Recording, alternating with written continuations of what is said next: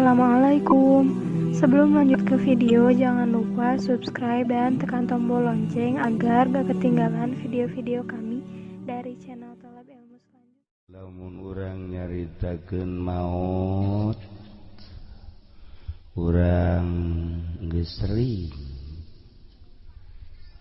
tepikeun kalamun ditawarkeun tapaeh kanu kolot, ulah urang nu ngora mah beureun mun ditawaran moal wakadaek ieu nu kolot teh.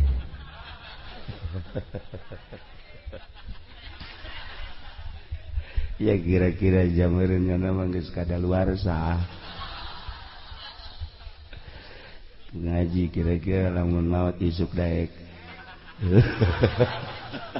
can daek keneh bae.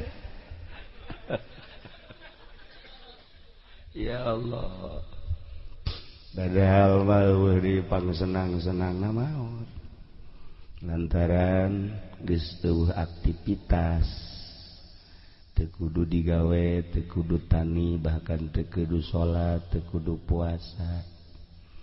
Jadi sakumaha tadi cek aspuri atuh geus we idza matabnu adam in qata'a, selesai. Mantap nikmat maot eta. Geunaheun prek segala rupa.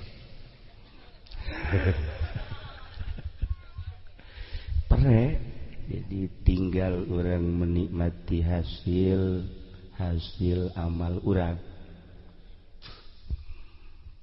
Eta si sok dicaritakeun bahwa di jero kubur teh cenah sepi, di jero kubur teh cenah poek, di jero kubur teh cenah sempit. Bohong.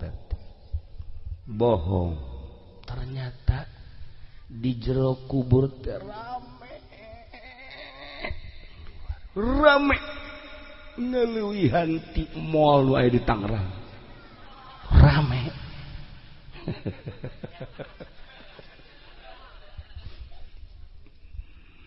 Bohong lamun di jero kuburan teh sepi, bohong lamun di jero kuburan teh poek, bohong. Di jero kubur teh ternyata rame luar biasa. Kaparangi ku urang di jero kubur teh jeung nu ngaran Remi Gaple kreditan jeung kamari nonton main bola araya kabeh. Araya lah. Tah kuari geus dibejaan nu ngaji pendi bahwa di jero kuburan teh rame. Kumaha kira-kira daek.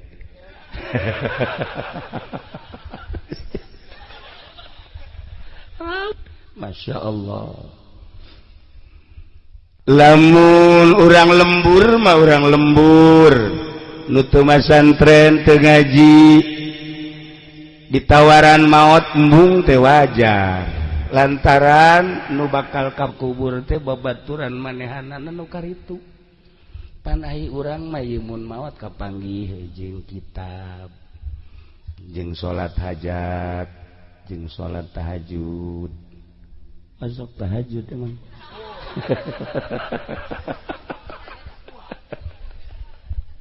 Kaparanggih jeung nu ngaran sodako. Eta teh akan dibentuk-bentukeun di jero kubur teh. Ieu saha ieu kasep amat. Oh, abdi teh cenah ieu teh salat. Masya Allah karim. Ai ieu saha ieu kasep amat? Abdi puasa. Hari ieu abdi sodako. Hari ieu abdi tahajud.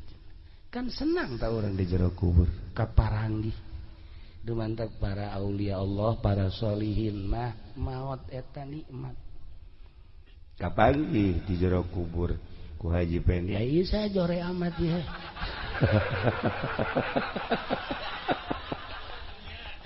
Oh, iya abdi mah sok lamun jualan karung dioplos. Ieu nu jore ieu bohong. nu ieu menipu. Ieu nu ieu. Tah, ieu menyedekeun si Mbak. Araya kabeh. Bakal kaparangi di jero kubur ternyata rame. Masya Allah. Ramekeun jero kubur ku urang supaya urang betah di jero kubur. Ramekeun ti ayeuna jang batur-batur urang. Lamun urang datang ka jero kubur, tilu nu milu, nu dua balik, nu hiji makan milu bae amal urang. Timimiti di jero kubur milu ngabarengan urang. Moal pisah kajin kukumaha terus we ngabarengan. Nu paling bahaya engke ketika dibaas. Urang kan iman ka Allah, iman ka Kangjeng Rasulullah Muhammad sallallahu alaihi wasallam. Cek Kangjeng Nabi teh pan aya yaumil akhir. Yaumil akhir teh hartina poe terakhir. Nu mantak disebut poe terakhir la laila ba'dahu, eueuh peuting ka ditu mah beurang bae. Geus eueuh poe Sabtu jang gajian eueuh. Oh, jeeglena geus eueuh. Sia masalah setik batu wajar we. Eueuh sepotek, eueuh cinglu. Geus tinggal poe we ka ditu eueuh peuting disebut yaumil akhir. Urang percaya ka Kangjeng, percaya ka yaumil akhir. Nah, iya ketika kiamat engke dihudangkeun deui baas ngaranna, digiring urang ka mahsyar. Mahsyar ketika Kangjeng ditaros, ya Rasulullah, tepatna mahsyar di mana? Cik Kangjeng Rasul di Yerusalem Masjidil Aqsa. Di berbagai negara, Baghdad, Turki, Yaman, Indonesia, harudang kabeh digiring kabeh ka mahsyar. Urang dieu dihudangkeun ti kubur, berangkat ka mahsyar. Tempat kumpul. Ya Allah. Mantap. Kuari kudu geura kanyahokeun heula jalan-jalanna. Beusi nyasab engke lain ka mahsyar ka ditu di ka Baduy. Bahaya ngajauhan. Tah. Ieu mahsyar. Kangjeng ditaros ya Rasulullah, hari eta berangkat ka mahsyar teh naik naon ya Rasulullah? Kangjeng nyarita, nyarios ngawaler, saur Kangjeng, jelema berangkat ti lemburna masing-masing menuju mahsyar teh beda-beda. Wa minha di antarana aya anu arraqibu naik kendaraan. Moho bangsa Timur Jaya naik kendaraan. Waktu jana naik kebo deh. Kebeneran kebona meulina kurang beres, tengah jalan ngagedeprok kebona. Tuh Masya Allah, bangsa kiai-kiai anu ngalaksanakeun korban jeung sedekah ar-raqib naik kendaraan. Wa minha al-masyi ala rijlaih, aya anu lempang suku tidak ka Yerusalem. Masya Allah karim, tapi aman datang sebab make amal perbuatan ayeuna. Wa minha aya anu berangkat teh ala wajhihi, beungeutna dihandap sukuna di luhur.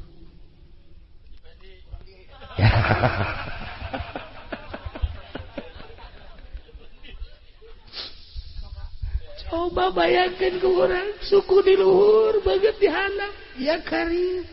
Masya Allah. renung-renung ku urang ucapan junjunan alam Kangjeng Nabi Muhammad sallallahu alaihi wasallam mumpung urang masih kene aya kesempatan jang tobat ka Gusti Allah urang lamun ngarenungkeun eta masya Allah moal lila kan maot teh anu isuk-isuk sehat lohor sehat asar maot lamun geus boga amal bagus bahkan gini nah iya ya anu make beungeut ka ditu leumpang teh nu paling bahaya wa minha di antara anu leumpang teh deui ala suratil Qirodah beungeutna kos monyet apa lahirna di ditu belah ditu solehan alai diganti beta begitu ku Gusti Allah jadi monyet sanajan di dunia geus jadi haji cara si eta monyet bae ustad misalnya tuh monyet bae pedagang monyet bae nah kumaha Kangjeng eta teh bisa diganti jadi monyet saha wahum az-zunat eta la pezina nu di alam dunia na daek ngalaksanakeun zina tetobat jana ka Gusti Allah hudang ti kubur digiring ka mahsyar ala suratil Qirodah na'udzubillah min dalik renungkeun ku urang engke bakal kaparangi urang hudang di kubur toel ku urang ya lamun ngaji pendi kan mohon pan banget jadi kieu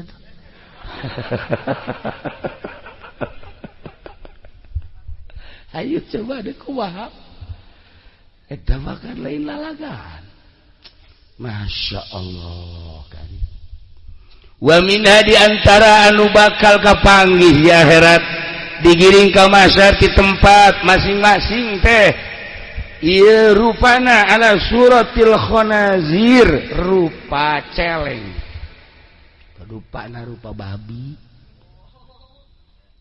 bae kumaha ya Allah ya Rabb saha eta ya Rasulullah nu rupana rupa babi teh eta mah horenganan alladzina yakuluna suhta wal muksa jelema nu sok di dunyana ngadaharan haram ngadaharan pajeg nyanggakeun sadaya-daya nu sok ngadahar pajeg teh saha ente bae nu nafsiran heulana moal disebutkeun di dieu tah babaturan Ki Nurjaya ge aya nu sok ngadaharan pajeg nu sok ngadaharan haram tuh engke bakal rupa khinzir masya Allah meureun nu sok ngadaharan pajeg mah pamarentah diurang wallahu alam tapi aya anu teu ngadahar apa nu ngadahar terserah pamarentah ngan seperti kitu beta wajar lamun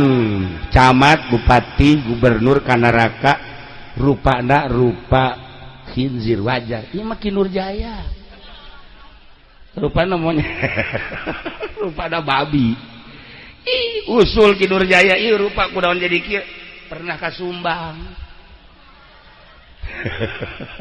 pernah kasumbang ya Allah ya Rabbi anas gede henteu ya Allah rengenan berubah jadi babi lain karunya itu mah geus ditih heula jadi babina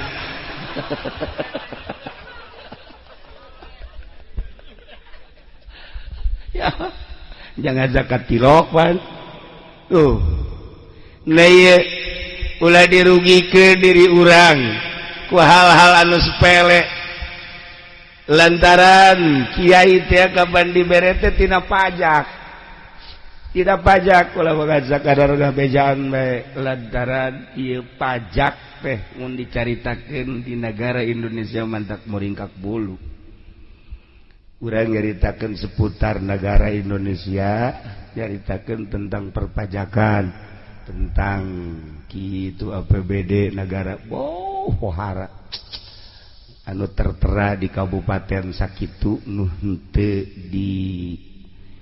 henteu dicatet da mah wallahu alam ih negara makmur jasa negara urang mah ieu negara mentak padengsek-dengsek hayang jadi bupati, hayang jadi gubernur, kabelah dituna hayang jadi presiden lantaran di jerona pohara. Keun bae urang mah bagian nu teu nyahona bae. Urang mah bagian ngararaji. Sebab lamun urang disuntik dibere nyaho bakal marudah, hayang demo bahkan hayang perang. Kiai-kiai anu haju bertekuk lutut, kiai nu teu nyarahun jero-jerona negara.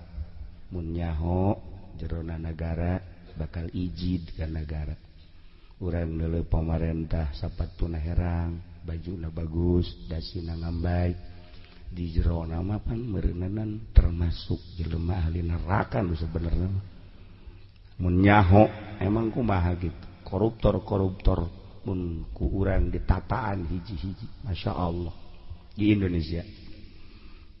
Nyana cek nyana teh so amat emang sekali-sekali aing osok so di hareupeun sia. Wajar nyaho jasa salan kuda apa nyaho jasa ieu mah. Nyaho jasa seputar jelema anu mantan-mantan negarawan nu kuari ngararaji, aya mantan Polda, Kapolda dan lain-lain sebagainya nyaritakeun keberadaan negara. Memeh kitu ge geus nyaho ieu. Tah, badak heran kalau mah Nurjaya masih kene dae ka pendopo gitu, dah heran ya. Maca solawat di mana horeng. Aduh Gusti Allah, urang-urang bae. Negara-negara teh urang sebenarnya santri, ya ibu-ibu anu teu nyahona naon, eta penegara-negara. Namun geus eueuh ibu-ibu nu lalugu, santri-santri, ustad-ustad, di negara bakal kumaha meureun. Tah, geus kajenna negara mah ieu tah digiring ka masyar pikiran ku urang. Pikiran tak kurang rupa monyet, aya anu rupana rupa babi, aya anu rupa kadal, aya anu rupa teh rupa buaya. Buaya mah loba meureun nya. Ya ieu mangsa buaya darat mah lulu ja. Gusti Allah doaku. Nah, renungkeun ku urang Gusti bakal seperti eta ngahijilah di mahsyar. Ngahiji di mahsyar tidinya aya jembatan menuju surga lewat neraka jahannam, ngaranna Shiratal Mustaqim. Ayat 3 posna wakila ayat 7 posna, nanjak 1000 tahun turun 1000 tahun, kenanjak deui 1000 tahun turun deui 1000 tahun. Kaji pendi mah barang nanjak ka keselan ngagujubar teh heula. Kesel cek dina aing mah. Harapan datang ka ditu. Ya Allah ya Rabbi. Tah timbang amal heula mizan wa nad'ul mawazinal qist. Allah nyieun timbangan, timbang amal. Santri mah pokona mah timbang salat plek, puasa plek, bagsa ngaji plek geus. Nasihat eueuh sorga.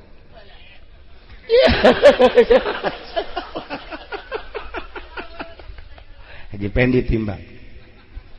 Salat bagus. Jideug haji pendi ge. Puasa mantep. Masyaallah. Hebat haji, hebat. Luar biasa aja dia. Ya Allah ya Rabb. Zakat osoklah setik Pak. Iya hebat. Bah pas dibohong aya setik. Bohong. Oplos aya ngajengkit.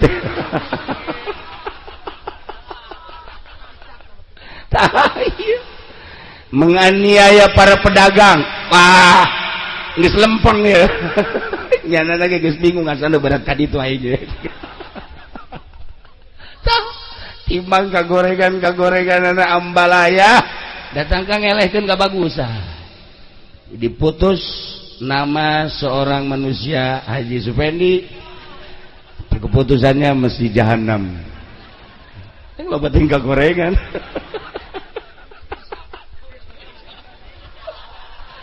seperti eta lah ikan keur ngagambarkeun timbangan kumaha mun kafir makan eueuh tama mukmin mah bagus goreng geus mun bagus ka dieu mun goreng ka dieu kafir makan eueuh kabagusanana tapi tetep bae ditimbang ngan ditimbangna sakaligus kafir mah ditimbangna sakaligus tur dierut per provinsi atau per negara bahkan wakila per umat dihijikeun sakaligus lantaran eueuh kabagusanana dihijikeun sekaligus seluruh kafir Protestan, Kristen, Katolik, Hindu, Konghucu dan lain sebagainya dihijikeun blek goreng kabeh sebabnya nama eueuh imanan langsung we di neraka abadal abidin wa amadal amidin eueuh harapan bakal dicabut deui ini terus taman digodog dibeulem terus tuh harapan ceurik sakitu cicing sakitu Masya Allah kan ayah jebani masanajan ka neraka aya harapan aya maksudnya sanajan ka neraka cenah lamun geus beak mah dosana dicabut tetap dicabut nungguan seepna dosa kitulah gambaran yaumil akhir terakhir sekali jelema nu ka sorga aya anu sakilat ka sorga plek plek plek sakicep aya anu kos manu ka sorga teh aya anu kos kuda aya nu lumpat aya nu lempang aya nu habuan ngesod tapi datang ka sorga aya nu tadi teh eta naik ke harapan golepak turun golepak nah lain gini mikir sih atuh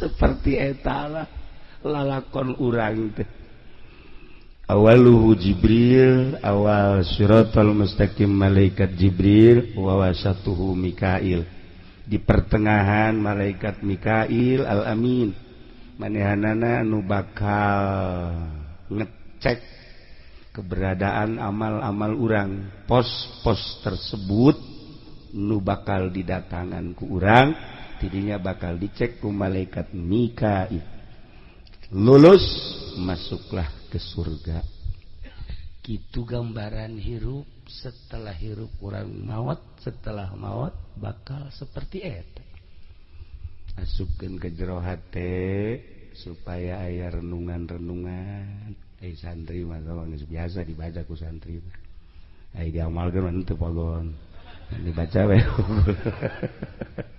tapi ai santri mah kapanggih di lembur mah pancarang maca kitab mentak kula dibacakeun ge jang urang lembur na ieu supaya aya renungan-renungan ternyata bapak kolot urang bapak urang tatangga urang kawau urang geus maraot tinggal urang engke bakal terjadi seperti eta di yaumil akhir Masya Allah